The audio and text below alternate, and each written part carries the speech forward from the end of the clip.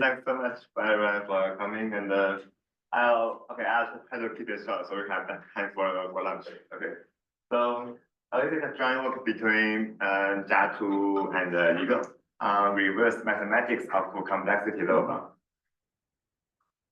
bound. So we are all complexity theories, so we want to prove lower bounds, but we all know how hard it is, right? So after many failures, people want to understand why lower bounds are so hard. And people come up with lots of barriers like relativization, algebraization, natural proofs, etc. But more generally, it's like you want to study the mathematics of complexity. You want to understand how difficult it is to prove theorems about computational complexity. So those barriers are nice, but they're kind of ad hoc in some sense, right? They are not some so usually in mathematics, when you want to say something is hard to prove, you want to show it's independent of some logical theories.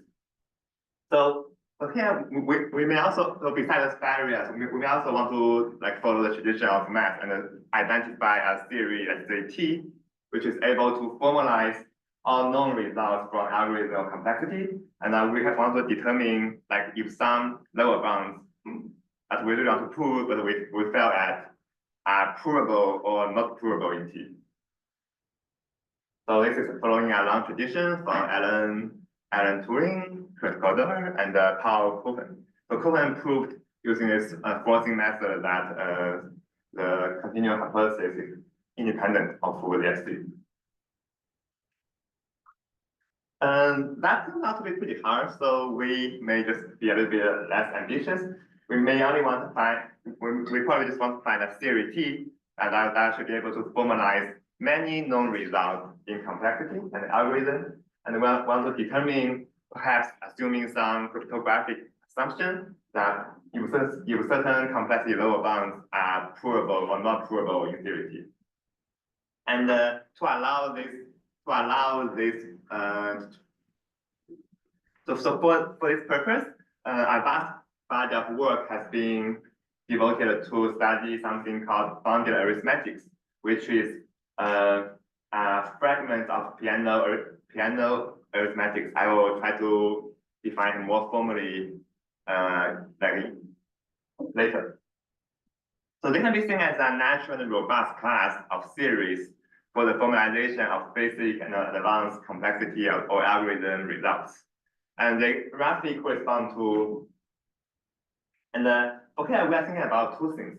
So one thing is that suppose we have some lower bounds. What's the minimum theory that can prove them? Can we identify what axioms are required? This is usually called reverse mathematics.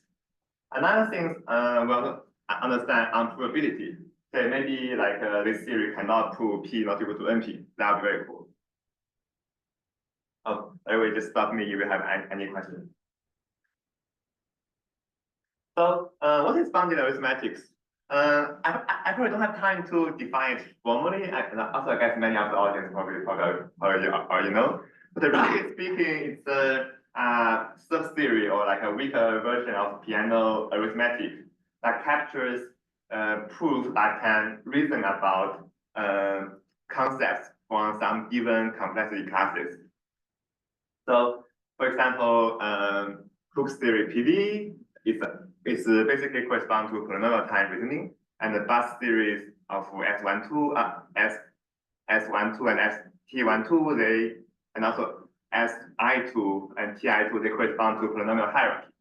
And also the APC1 roughly correspond to probabilistic polynomial time reasoning. So what do I mean by they correspond to polynomial time reasoning? So, sorry.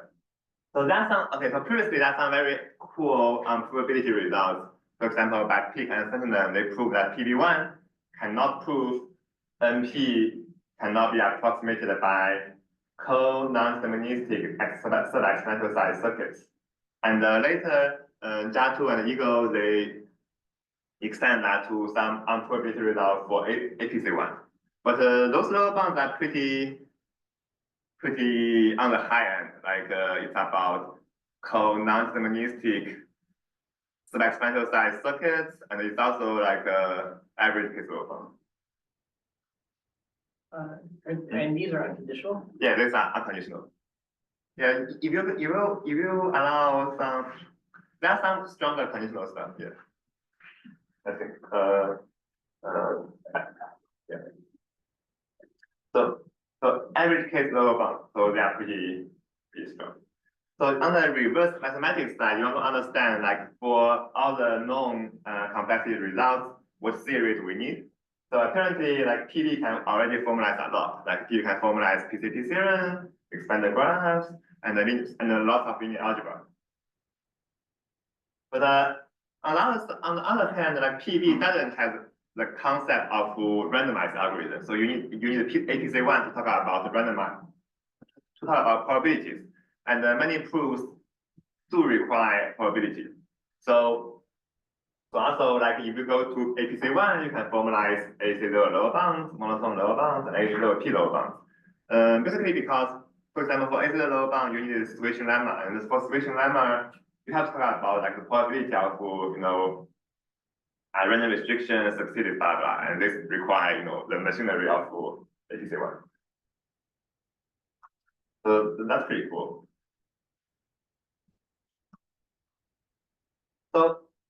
So seeing this, we do have some questions.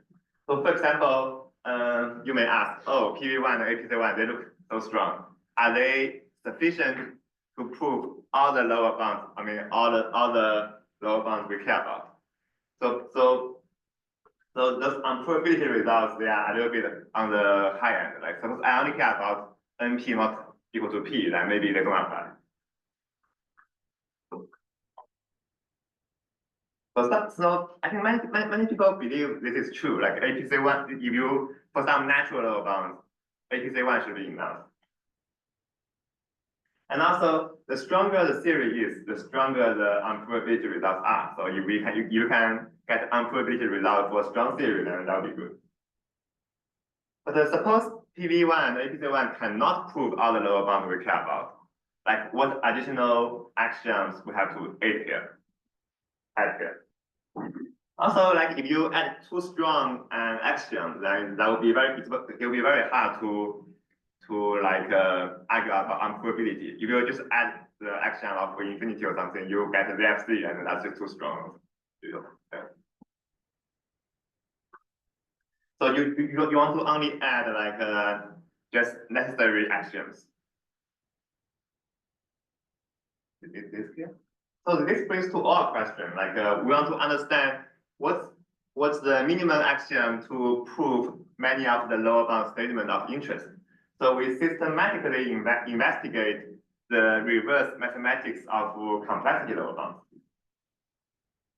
So we found something very interesting. Like we show over a very weak base theory, lots of lower bounds and many combinatorial principles are just equivalent.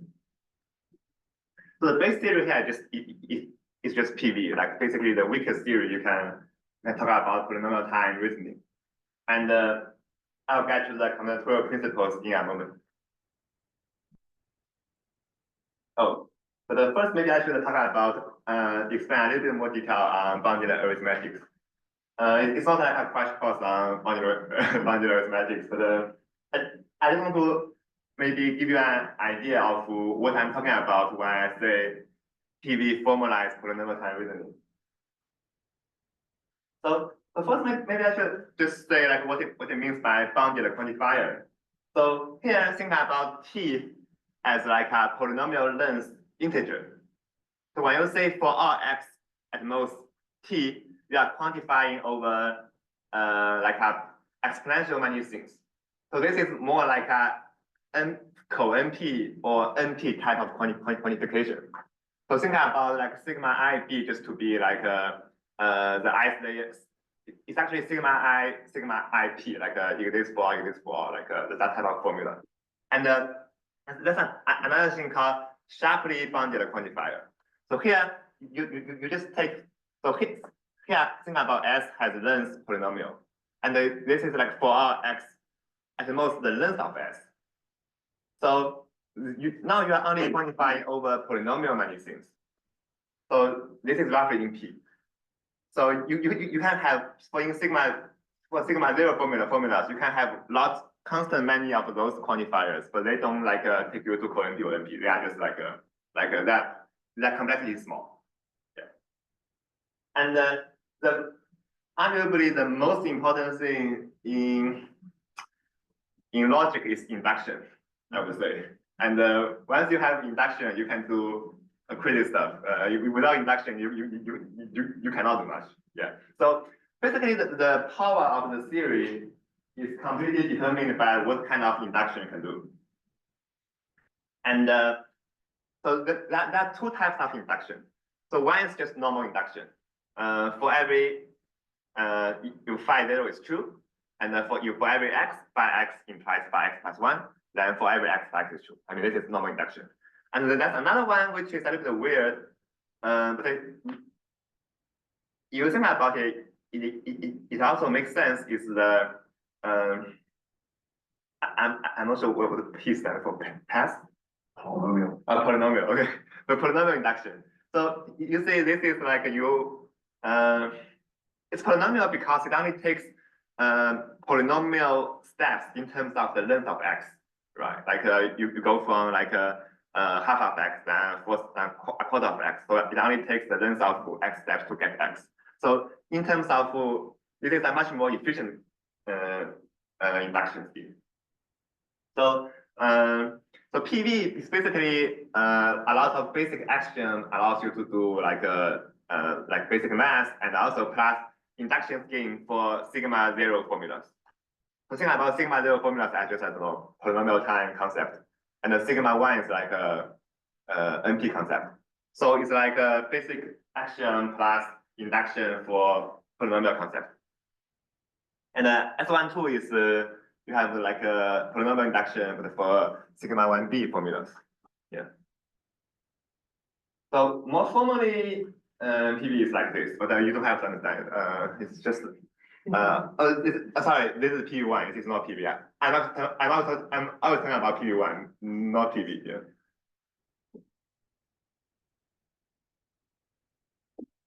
Yeah. So I mean, it has like some symbols and some actions. Those actions allows you to do like allows you to do like basic stuff. Like this S is basically successor. So they say like x plus s of y is the successor of x plus y. Like all the things you will expect. Yeah. The most important thing is this induction rule. It allows you to do induction for all polynomial concepts. Okay. Okay. I hope this becomes clear. Yeah. So what is APC1? So APC1 is PV, but you extend it with something called dual weak pigeonhole principle for every symbol in PV. This just means that just think about it as a polynomial time function. So this pigeonhole principle says if this function maps 2 to the n to 2 to the n plus times 1 plus 1 over n, then there's an empty hole. So it's like it's for every function exists. So it's like so this is in English, but you can write it down as like using quantifiers.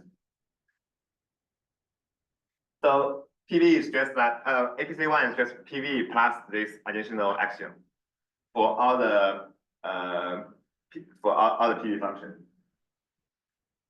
Okay. Okay. So finally, what are the combinatorial principles? Oh, by the way, do you have any question until now, like about these classes? I'm trying to not get into the details, but hopefully it's clear enough. Okay. So when you write PV versus PV1, should we be thinking something like? What should we be thinking? Like, because you told us about PV1, I guess. Oh, just forget about PV. Just think about PV1. Okay. But on this slide, it says PV, or not the next slide. PV. We should just think of that as PV1. Oh, this should be PV1. Oh, this should be PV1. Yeah. Okay. I copied this from Ego. Yeah. Sorry. This should be P1. This should be P1. I think this should be P1 because this is APC1. Yeah. Yeah, PV is an equation theory, and the PV1, I think PV1 is easier to work with. Yeah. Oh, sorry. So finally, like we got all these pigeonhole principles. So we learned about. So pigeonhole principle just says that. Okay, so there are lots of variants of pigeonhole principle, but I hope this graph makes it very clear, right? So the pigeonhole principle says that if you have more pigeons than holes, you will have a collision. The dual pigeonhole principle says that if you have less pigeons than holes, some holes will be lonely. Yeah. And this witnessing pigeonhole principle says that if you have you put this thing together, like you have two functions, like one is mapping pigeons to hosts, another one is mapping hosts to pigeons. Oh, sorry, to some other hosts. But the middle part is smaller. Then the combination will not be identity, because you are kind of like, it's basically like a encoding and decoding scheme. But if you are encoding to like a smaller domain, you are not getting a perfect scheme. So it's called pigeonhole principle, dual pigeonhole principle, and the witnessing pigeonhole principle. And we sometimes we care about the weak versions. So by weak we mean that, so also in the original definition, you only need the domain to be one less than you only need the codomain to be one less than domain. But in the weaker version, you want the gap to be a bit larger, like 2 to the n versus maybe 2 to the n plus 1. So that should be some multiplicative difference. And you put a W here to indicate that those principles are the weaker version. And finally, sometimes, okay, so this F is there, I said they are like PV functions. So think about them as a uniform algorithm. But sometimes you also want to talk about circuits. So you want to say that all circuits cannot like be injective or something.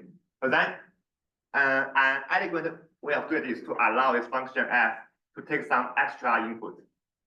And then you can think about F maybe as like a circuit evaluator taking some extra input Z and then can argue that they cannot be injective or the things. So there are also two versions, like whether F is allowed extra input parameters.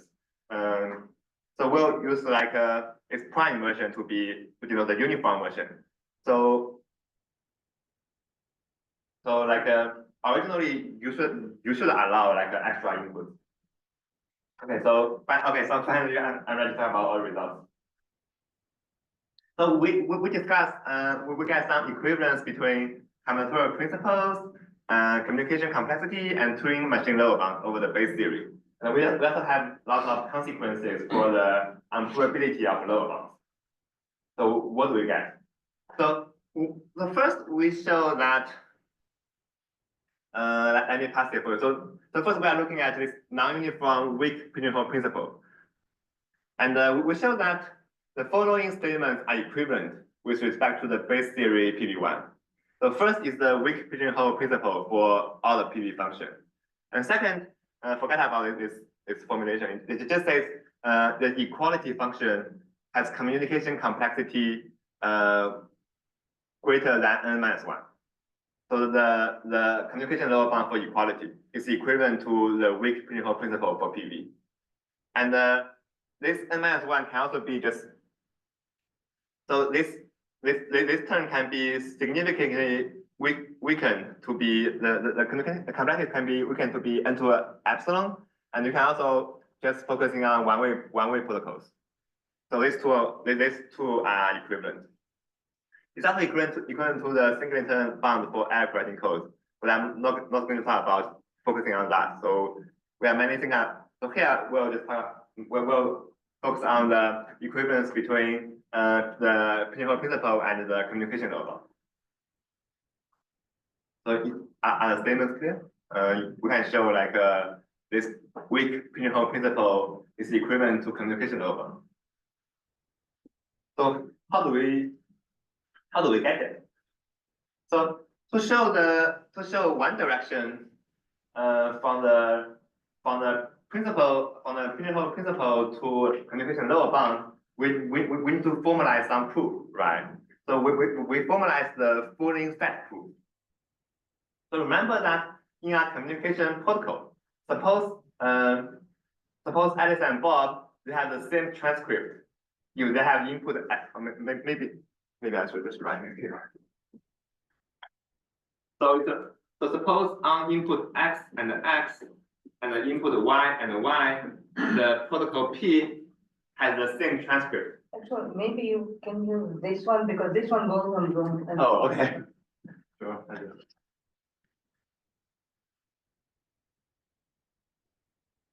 Thank you.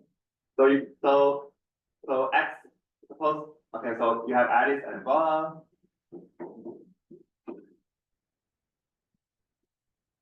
So then they have a communication protocol of let's say they communicate n-1 bits. And but we know that if on the inputs XX and YY they have the same transcript, then actually this form a rectangle. And therefore they should also have the same transcript on X and Y, right? That's the basic idea behind full set argument. So now, what do? You can consider, given the protocol P, you just think about a function f with extra parameter. So here, extra parameter is just to be P. It outputs the transcript of P on XX. And since P has n-1 bits, by the weak principle, there must be a collision. So we just get X and Y such that P's behavior, P's transcript are the same on XX and YY.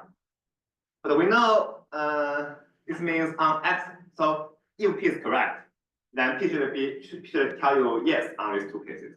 But P is also telling you yes on XY, so it's wrong. So therefore, you can prove the communication lower bound. The crucial thing is that you have to formalize this full set argument and realize all it's doing is actually just like an application of weak principle. I mean, you have to do a lot of reasoning, but the other stuff they can be formalized within PV. They are not that powerful. Yeah. So for the okay, what's the other direction? So to show the other direction, we can assume the contract positive. So we can show that if the first one does not hold, then we actually have a communication protocol which is very efficient. But the first one doesn't. So this basically follows from definition, right? Like if the first one doesn't hold, it means that you have a injective function mapping from n bits to n-1 bits. Then what Alice can just apply this function on her input, send it to Bob, and they just check. So this is a simple direction. That makes sense. Okay. So for the communication protocol, it's kind of straightforward. To get things more interesting, we can also show the following, like consider the uniform version of weak principle. It's equivalent to the old lower bound against single tap Turing machine, which is that palindrome requires omega n squared time on single tap Turing machine, and also we show equivalence between n squared lower bound and n to the 1 plus epsilon lower bound. Yeah. And so here we are considering uniform weak principle because the lower bound is kind of uniform. It's about single tape uniform Turing machines. I guess if you allow like some advice, then you can also get the equivalence between like non-uniform version of uniform principle. Okay. So how do we show this? So for this direction, the palindrome lower bound, if you think about it, it's actually more or less a communication lower bound. Like you partition the palindrome, the input into the two parts X and Y. And and essentially like what's going on is that I can add some like filler. I can add some filler of n over 3 bits.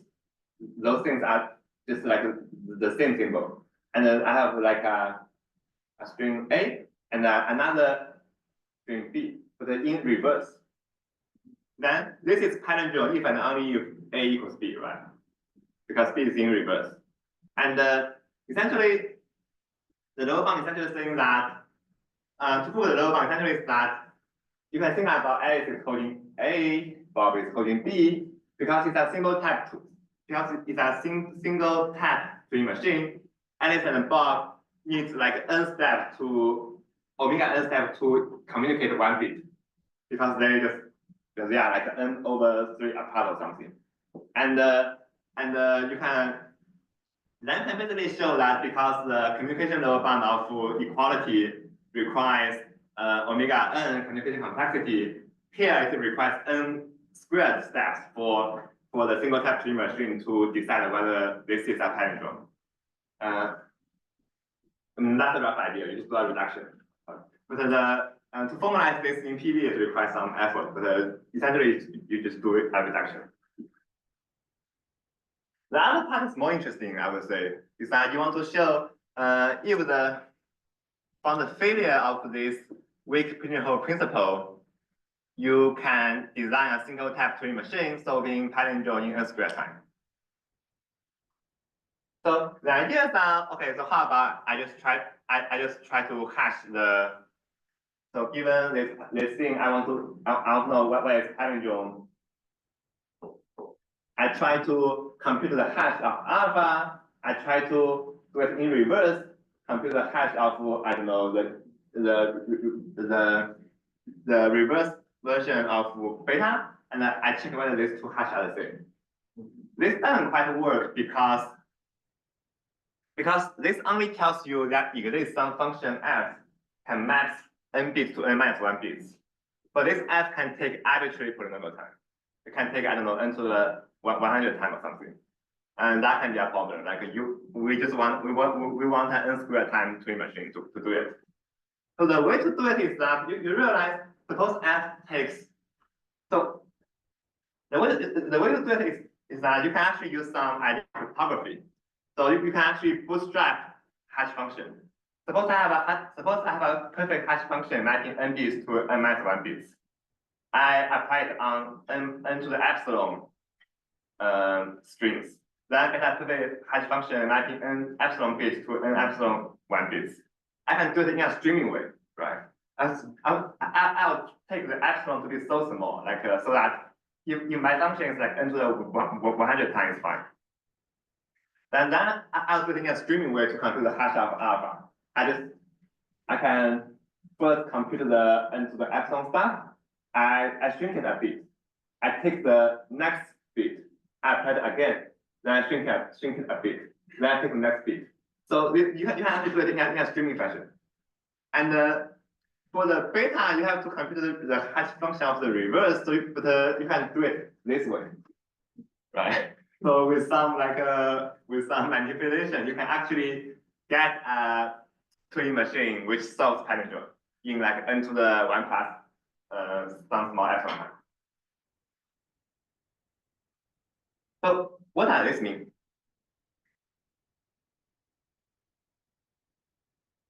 So we have an equivalence. That's pretty cool. But what are the consequences? So it actually means there are very simple lower bounds that cannot be proved in APC1 under cryptographic assumptions. So for example, under the existence of collision-resistant hash function, APC1 cannot prove the communication lower bound. And if you go further, assume there's a keyless collision-resistant hash function, then APC1 cannot prove the single tap twin machine lower bound.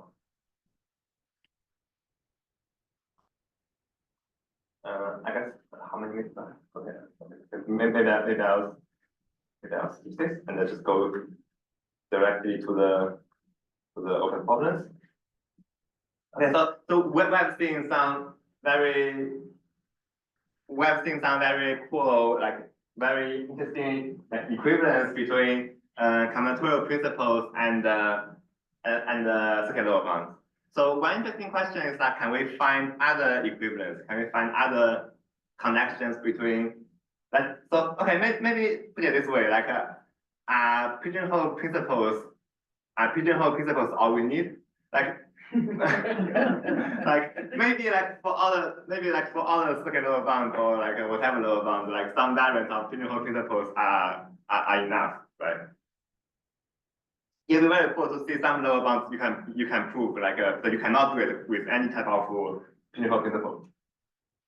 And also we only talked about deterministic lower bounds like single tape deterministic tree machines. But we also want to talk about randomized lower bounds, and there are lots of randomized lower bounds against randomized communication or average case lower bounds. It's hard to discuss them in PV because PV doesn't know randomness. The ATC one seems a bit too strong because it's essentially assuming how two stable exists for this like dual weak principle. So we need like a better base theory to like to consider this maybe.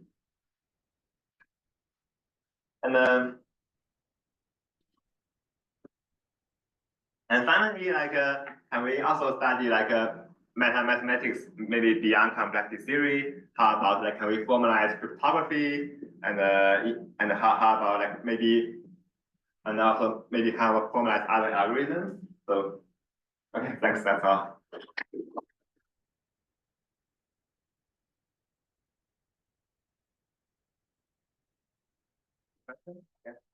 This going to be F1, 2 plus principal bundling.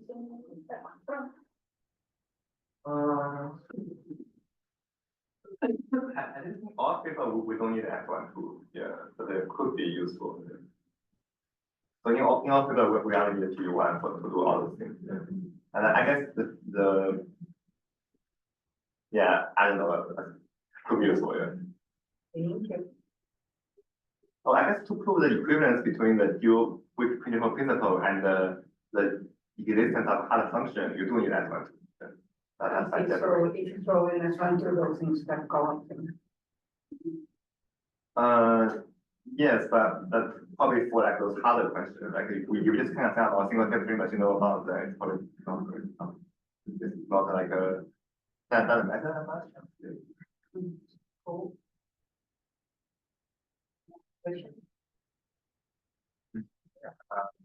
So you work with deterministic Turing machines here for your reversing Valentin's lower bound, but that lower bound also works for non-deterministic machines. Yes. Now that'll increase the quantifier complexity. You talked about it in PV. But do you have a candidate of like what that would reverse to? Some weird divisional principle. I don't really know. I think I saw a paper study this. Some student teacher game version of this, right? Like yep. And because the weakness thing you'll get is some student teacher game instead of like just like a normal refuter. Yeah. And in that sense. But you're not dealing with like instructor separations here. You just do the reversal directly. I guess you can probably define some principle for non-deterministic computation, right? Like maybe something like that could work. Yeah, but yeah, that's a good question. Yeah, I will think about it. But, okay.